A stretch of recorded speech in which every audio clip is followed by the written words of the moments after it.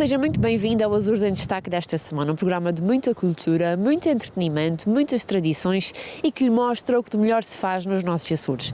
Nós nesta semana viemos até à freguesia da Ralva, estamos neste momento no Mirador do Caminho Novo, Mirador este que é a porta de entrada para a Rocha da Ralva, muito conhecida durante o 15 de agosto, onde muitas pessoas, inclusive imigrantes, decidem vir nesta data para descerem a Rocha da Ralva e lá fazerem a festa. E nós é daqui da Ralva que vamos até à Quinta do Bom Despacho. Falamos com a Joana, ela que é a proprietária da Quinta e que nos falou também sobre a história da Quinta, mas também o que se faz por lá. Fique desse lado. A Quinta do Bom Despacho está na minha família há mais de 400 anos. Foi o nosso antepassado Gaspar Dias, que era um cristão novo, que a fez no século XVI, a construiu, e chamou-lhe Quinta do Bom Despacho porque estava dependente de um despacho régio de limpeza de sangue na altura, porque como ele era de origem judaica, era perseguido pela Inquisição na altura, não é? E então fez um voto de que se recebesse o despacho régio, iria erguer a ermida do Bom Despacho. E assim foi, ele recebeu o despacho régio, porque como ele era um mercante com muito sucesso, o rei quis lhe dar a carta, porque naturalmente ele pagava bastantes impostos, né? E então, quando recebeu a carta, assim fez, ergueu a ermida do Bom Despacho e construiu também o solar que está aqui atrás de nós, que é uma casa muito grande, um solar muito típico aqui de São Miguel, e aqui ficou a viver, e toda esta zona aqui à volta ficou conhecida como o lugar do Bom Despacho. E quando eu era pequenina, viemos para cá viver, nos anos 80, portanto, entre Gaspar Dias e os anos 80, naturalmente passaram-se 4 séculos, 2 dos quais a casa esteve praticamente abandonada. Quando a família deixa de viver no Palácio da Marquês da Praia, lá embaixo no centro da cidade, o meu avô recupera aqui a Quinta do Bom Despacho, portanto, entre 81 e 84, é recuperado o solar e a família passa a viver aqui a partir de 1984. Lembro-me de ser criança e vir aqui brincar nas obras e ver o Bom Despacho a ser reconstruído.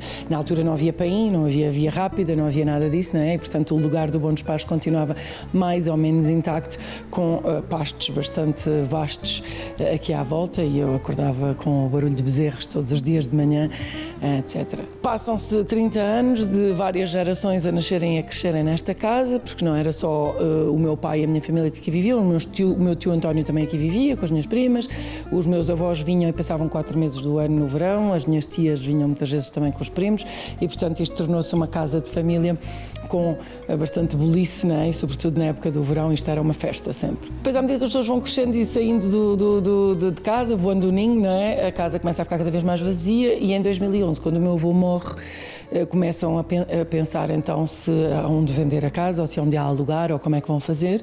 E aí nessa altura eu e a minha irmã mais nova, a Susana, dissemos, bom, então aluguem-na a nós vamos fazer um ecoturismo, porque estávamos com muita vontade de manter a propriedade na família, primeiro, e segundo, de promovê-la e torná-la útil num contexto de uma economia florescente aqui nos Açores, e o turismo na altura era uma aposta sólida, continua a ser, não é? Mas claro que neste momento estamos a fazer uma pausa do coronavírus, não é?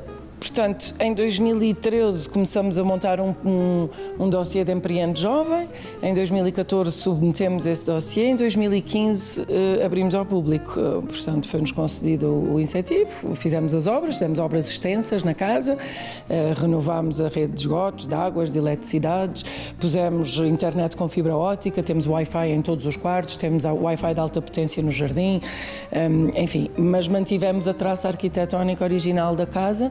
E, portanto, a casa, nós costumamos dizer que é uma ponte entre o passado e o futuro, não é? Portanto, é um misto entre aquilo que é o nosso património, não é? O nosso heritage, no fundo, aqui muito presente, com mobília clássica, antiga, que foi toda restaurada, e também esta nova vertente que nós imprimimos de ser um espaço com uma preocupação ecológica, com os olhos postos no futuro e numa sustentabilidade que depende de nós mudarmos as nossas ações no dia-a-dia.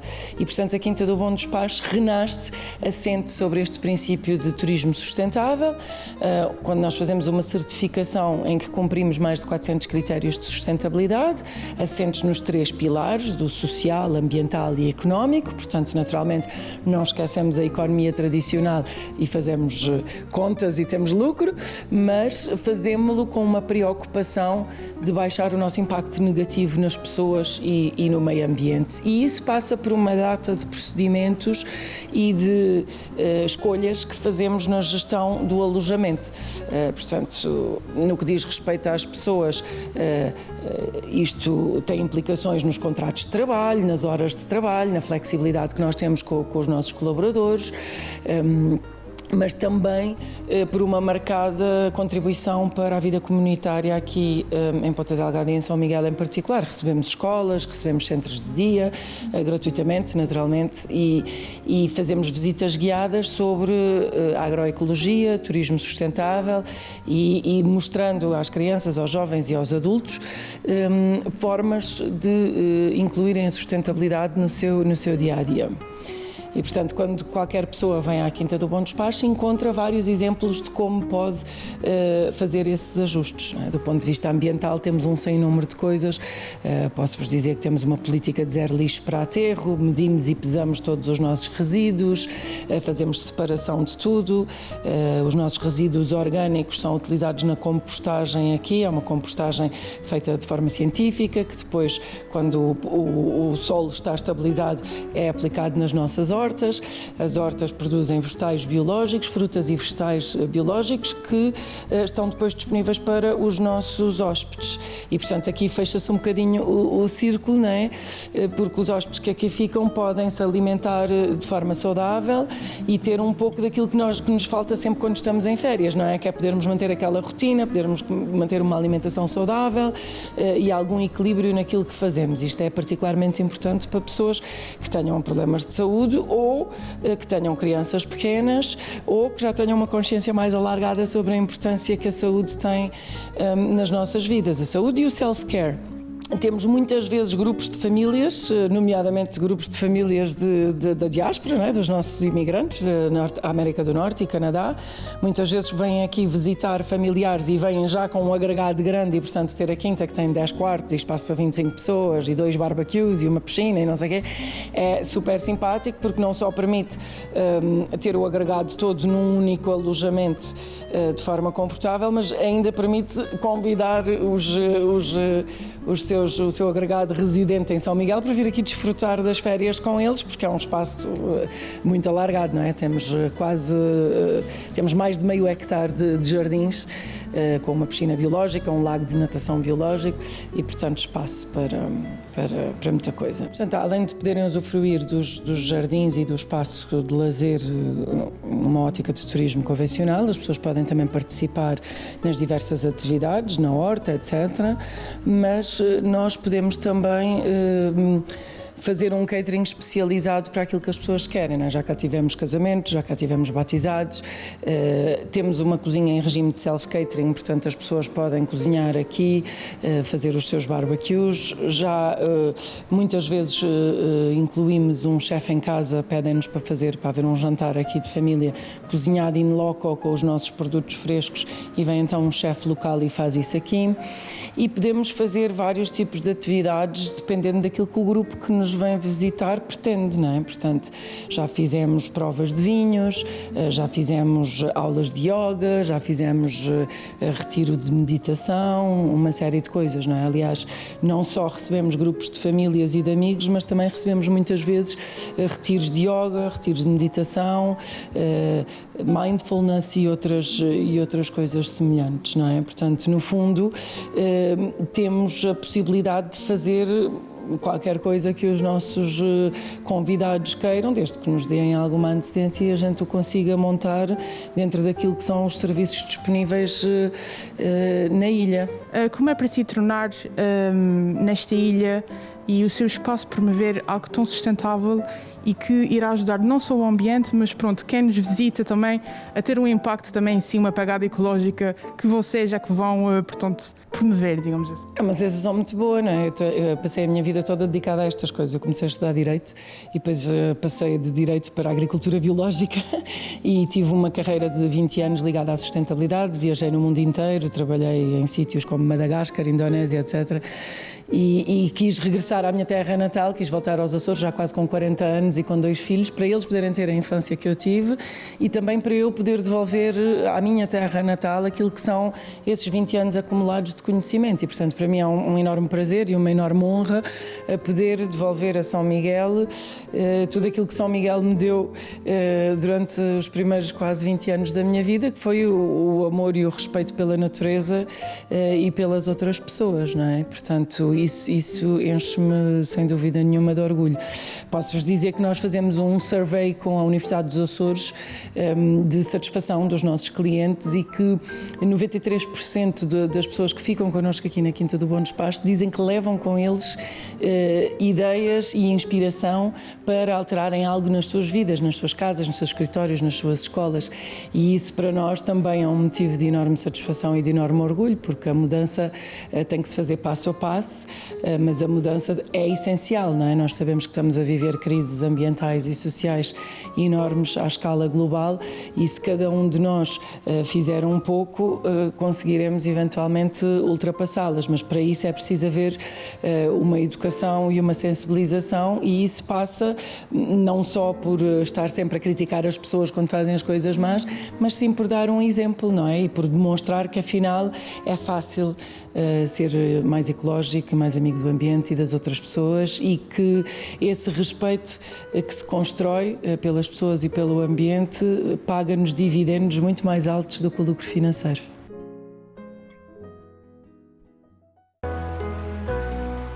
Nós por cá continuamos ainda no Mirador do Caminho Novo, ele também que é a porta de entrada para a freguesia da Ralva e como podem ver atrás de mim nós temos uma placa que assinala precisamente isso, o início da freguesia depois da Covoada. E é daqui, deste mirador, que nós vamos também à queijaria O Lavrador, queijaria que fica precisamente na Covoada. Falamos com o Sr. Luís, ele que nos explicou a história da queijaria, o modo de produção dos seus queijos e também os seus planos futuros. Fique desse lado e não perca. Até já! Ora bem, nós começamos aqui em 2006, em 19 de janeiro de 2006. Começamos aqui a fazer a fábrica porque havia necessidade, tínhamos uma exploração de cabras na altura e havia necessidade de fazer um produto final porque tínhamos o leite. Começamos em 2006 com leite de cabra, aliás com queijo de cabra puro, mistura e queijo de vaca fresco. Depois, em 2013 ou 2014, tivemos um problema com os animais, uma doença que apareceu, tivemos que fazer um vazio sanitário, portanto tivemos que abater os animais todos. E aí, a partir deste momento, só trabalhamos com queijo fresco de vaca. Houve também a necessidade de fazer um queijo coroado, um queijo que fosse característico. A Covoada em si já tem um nome, uma tradição de queijo, que já houve aqui várias fábricas. E então aparecia-nos aqui algum turista, pessoas de Canadá, da América, queriam levar uma lembrança, mas queijo fresco, tensor, quer dizer, era difícil. Então resolvemos apostar num queijo curado, um queijo pequeno, um queijo de 500 gramas, em que representa, vamos lá ver, o próprio nome representa o que é chamado de lavrador, representa o nome da freguesia, que ao fim e ao cabo há muitos lavradores aqui na nossa freguesia, e foi quase como uma comemoração ao próprio lavrador. Tivemos o apoio do Inova, nessa altura, do Dr. João Leite, formado em Biologia, homem que percebe muito desta matéria, que nos ajudou na altura a formar esse queijo, que é o queijo que a gente tem aqui. Portanto, e a partir daí foi andar para a frente. Pronto, a gente o que é que faz? Vendemos restaurantes, mini-mercados, hotéis, vendemos pela porta, ao domicílio, entregas ao domicílio, vendas ao domicílio. Tudo que se possa vender, a gente está aqui para vender. Infelizmente, ultimamente, derivado da pandemia, isto tem vindo tudo a baixar drasticamente. Acontece, porém, que a gente continua a vender pela porta, ao domicílio, mas a restauração e os hotéis, isso, cada vez tem sido menos. Aliás, até os hotéis estão fechados. Pronto, vamos andando devagarinho, um dia de cada vez, até ver se isso começa a melhorar. Ora bem, a folha de conteira já vem de há muitos anos. E era proibido, foi proibido a folha de conteira, foi proibido a fazer queijo na folha de conteira. Mas há uma lei comunitária que fala em que todo e qualquer produto tradicional de cada região pode ser confeccionado obedecendo às regras do HACCP. E eu, na altura, fui falar com as atividades económicas, que era a entidade que regula isto, e falei com a doutora lá e que me deu a resposta, perguntei-lhe se isso podia servir para aqui para os Açores, que isso é uma norma comunitária, podia não ter chegado nem sequer a Portugal, nem sequer aos Açores. E ela disse, sim senhor, pode, porque a lei é para a Europa toda, a gente se faz parte da Europa também. Portanto, e a partir de 2015 ou 2014, começamos a fazer na folha. Agora, há uma análise periódica dessa folha, há uma desinfecção, uma lavagem, quer dizer, é um produto tradicional, o que é que faz? Antigamente as pessoas usavam a folha, porquê? Porque não havia frigoríficos. E a forma de envolver o queijo com a folha é uma forma do queijo durar mais tempo, fresco. Por isso, e é tradicional, por isso é que a gente apostou nisso. Portanto, a gente geralmente de manhã, 5 de manhã, vamos buscar o leite à exploração, é uma exploração do irmão meu, vai buscar só a quantidade que precisa, que é também uma das vantagens. Neste próprio dia, trouxemos o leite é pasteurizado, faz-se aqui uma pasteurização lenta, em que leva meia hora em 65 graus. Depois, dessa forma, passamos com a cuba em que ele arrefece e introduzimos o coalho, o sal, e depois já faz a coalhada, e depois é cheio, e depois da forma como vão ver, é cheio, e da parte da tarde é embalado. E amanhã já vai para o cliente. E às vezes da tarde, 2 da tarde, já há clientes que vêm buscar desses frescos mesmo. Em relação ao processo de produção, o Sr. Luís optou por deixar, de certa forma, ser tudo feito à mão, e ser feito à mão muitas vezes valoriza o nosso produto e aquilo que é nosso. Foi por isso que o Sr. Luís também optou por fazer este processo mais artesanal? Sim, foi. Foi porque é assim.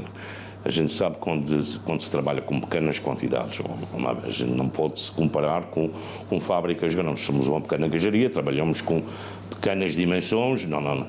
E a mais-valia de ser tradicional e ser artesanal é uma forma de vender.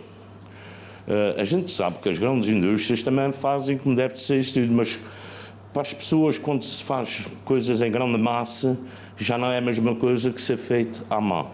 À mão há sempre uma sensibilidade diferente, por isso foi sempre nisso que apostamos e queremos continuar dessa forma. Porque somos pequeninos, não estamos aqui com grandes dimensões, com grandes quantidades de litros de leite, coisa pequenina, por isso, sendo pequenino, eu acho que a forma tradicional e a forma artesanal é uma das formas que faz vender.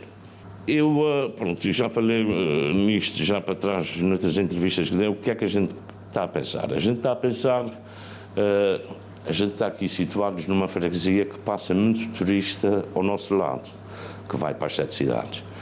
E então estamos a pensar em alargar mais a fábrica no sentido da produção do queijo curado aumentar mais um bocadinho. E queremos fazer também um salão de visitas em que as pessoas que vêm cá querem provar o queijo, querem beber um chá dos nossos, querem beber um vinho dos nossos, enfim, ter tudo que é produtos da nossa terra, e incluindo o meu queijo, que logicamente que a função é essa. Portanto, ter uma sala de visita para quando vier alguém aqui, e combinar com as agências e isso tudo, estarem aqui para o que é nosso. E é daqui, do Mirador, que nós vemos precisamente o aeroporto de João Paulo II, ele que é a porta de entrada para todas as pessoas que desejem visitar a ilha de São Miguel. E já a seguir, a um curto intervalo, poderemos ver o moinho da Bibi. A sua proprietária, Gabriela, explicou-nos que mais do que um moinho, é um lugar cheio de história. Até já! E depois do nosso curtinho intervalo, nós vamos até à freguesia da Candelária. Foi na Candelária que podemos falar com a dona Gabriela, ela que é a proprietária do Moinho da Bibi e que numa conversa connosco teve a oportunidade de explicar o motivo de se chamar Moinho da Bibi, a história por detrás do moinho, o processo que foi até adquiri-lo e a história que se tem feito nos últimos anos. Até já! O moinho é um espaço com muita história, é um espaço que eu costumo dizer que faz parte de um conto de fadas. Dormir num moinho num espaço que é redondo, onde sopra o vento e cantam os passarinhos, porque aqui há muitos passarinhos. É um espaço que me diz muito. A minha mãe foi professora aqui em cima na Candelária durante muitos anos, que era a Lídia Mendonça. Brinquei neste moinho quando ele ainda funcionava, se calhar. E depois, quando o adquiri, foi classificado como património e foi classificado como turismo a espaço rural na modalidade de casa de campo. Não foi uma obra fácil, foi uma obra complexa, principalmente a cúpula, porque foi o primeiro moinho a ser recuperado e classificado como casa de campo. É um espaço que, embora seja velho por fora, porque nós mantivemos toda a estrutura e aquilo tem uma argamassa que eles têm, que na altura o arquiteto e o engenheiro disseram que picar isto para poder recuperá-lo tudo por fora não seria boa ideia, porque o que foi utilizado era chamado um tetim, que é o que lhe dar estas cores, esta paleta de cores que tem por fora. Era muito bom, que não valia a pena. Então nós fizemos assim, só recuperamos a cúpula por uma fotografia que foi tirada pelo meu pai, para ficar o mais parecido possível. A vela, na altura, inicialmente no projeto tinha a vela, mas depois começamos a ver que era muito vento para ficar estática, sem se poder movimentar.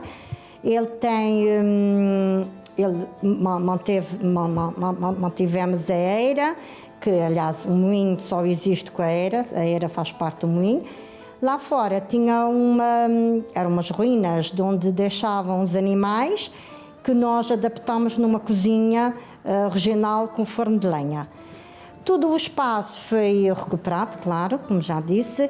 O que é novo foi com materiais novos, o que é antigo com materiais antigos. Daí nós termos os sofás em vimos, as madeiras trabalhadas, as madeiras nobres das escadas e no chão. Lá embaixo já temos um mobiliário um bocadinho diferente, para as pessoas perceberem o que foi acrescentado ao corpo do moinho, que por fora não é visível. Nós fomos um projeto cofinanciado pelo LEADER.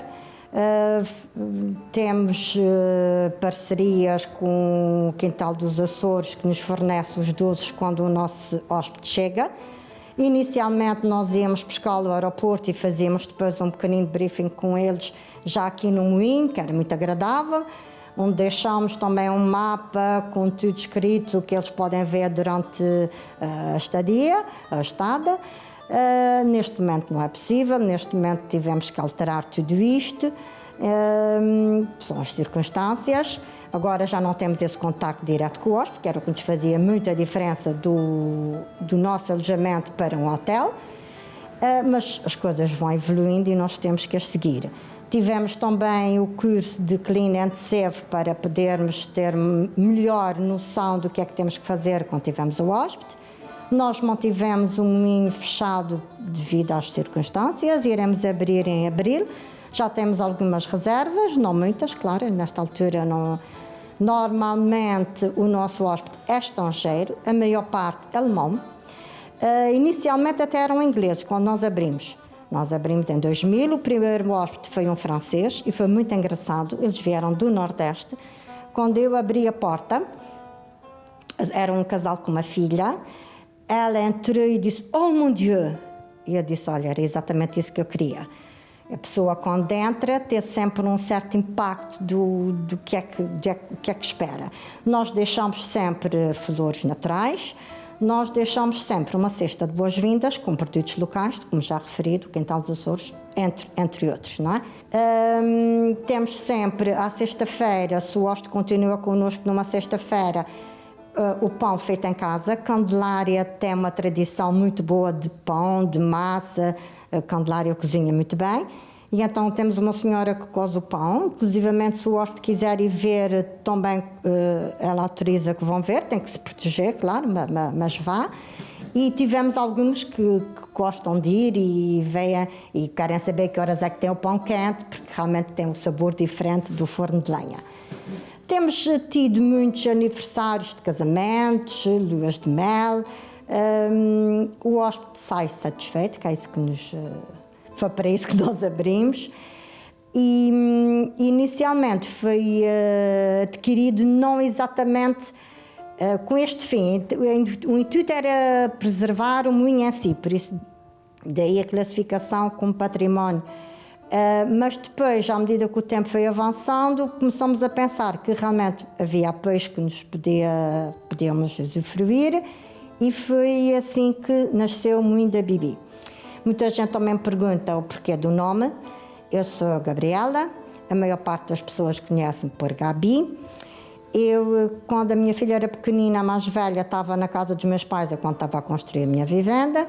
E eu julgo que foi a terminação do Gabi, não sei, a minha filha começou-me a chamar Bibi. Eu já tenho netos que me chamam Bibi, e quando foi para pôr o nome, eu disse, olha, por que não? O Moinho da Bibi, que é como eu sou conhecida pela família, no seio familiar. Claro que agora há muita gente que me chama Bibi, mas quando são os meus a chamarem Bibi, que para mim tem um significado muito grande.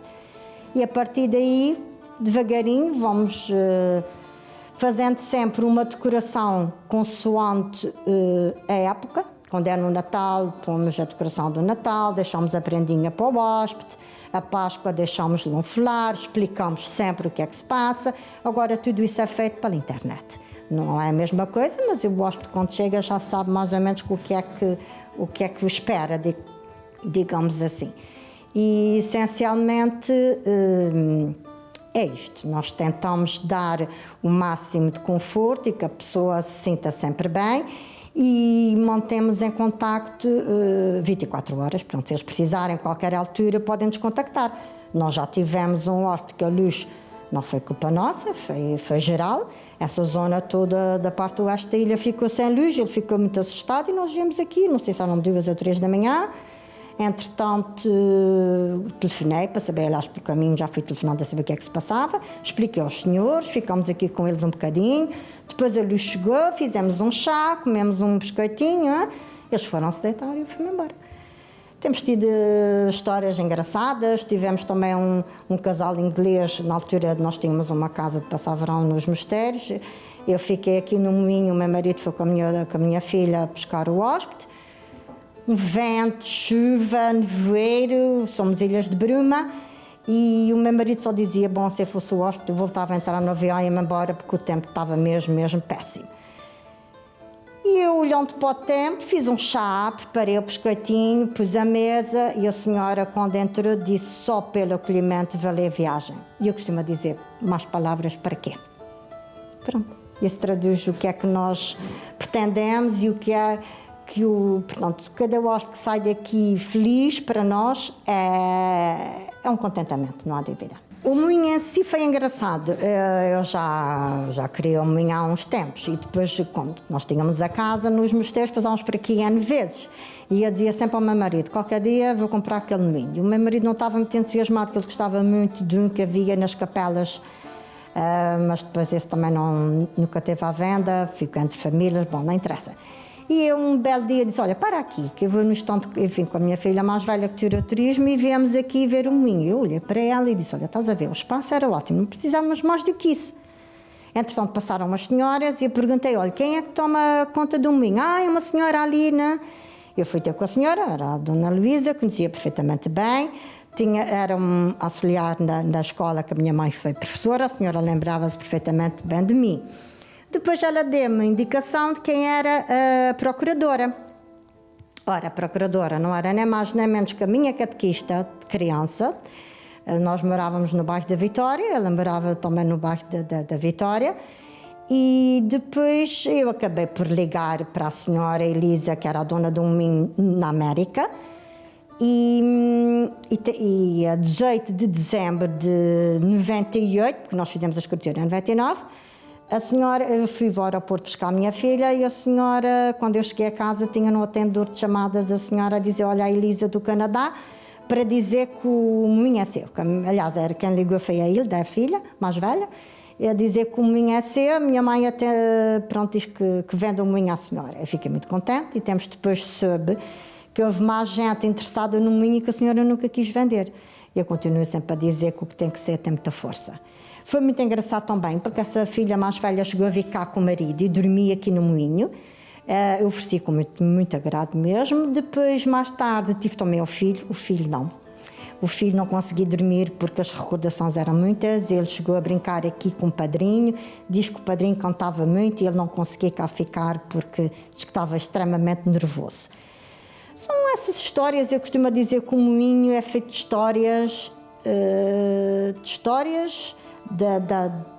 da nossa própria história, porque era aqui que se moía o grão, que se transformava em farinha para fazer o pão, que é o que matava a fome. Ele foi muito importante na altura da guerra, porque Salazar proibiu de desmanchar em moinhos, porque era um bom posto de observação para os navios, devido à estratégia onde eles estavam edificados. E também é uma coisa muito engraçada, que, por outro lado, a igreja proibia as mulheres de vir aos moinhos porque ficavam normalmente em sítios ermos. Não é o caso deste, fica a 60 metros de uma estrada regional. Este não é no monte, mas é muito próximo do mar, tem uma vista maravilhosa sobre o mar, e eu costumo dizer que tem Candelária aos pés porque nós conseguimos ver a paisagem bonita da Candelária e não só os telhados das casas. Acho que está, nesse aspecto está muito bem localizado. Ele tem mais um andar do que normalmente os moinhos têm, porque eu julgo que foi, como não é numa montanha, mas apanha muito o vento do mar, eles tiveram que subir mais um andar. Tem uma estrutura, nós quando abrimos, o engenheiro também diz que nós não chegamos a ver o alicerce do moinho, porque dizem que o que está para cima é quase o que está para baixo. De qualquer maneira, vocês depois podem ver o corpo que foi acrescentado ao moinho, que foi o que estava por baixo da eira. Nós não conseguimos chegar ao alicerce, não conseguimos ver o que é que ele era. De maneira que é uma construção muito diferente, mas que nos dê muito, muito prazer, embora tenha sido uma construção complicada, mas dê-nos muito prazer. Por esta semana é tudo, já sabe. Se quiser entrar em contacto connosco, poderá fazê-lo através do nosso e-mail azuresendestaque@gmail.com. Quanto a nós, vemo-nos para a semana. Até lá, haja saúde, fique bem.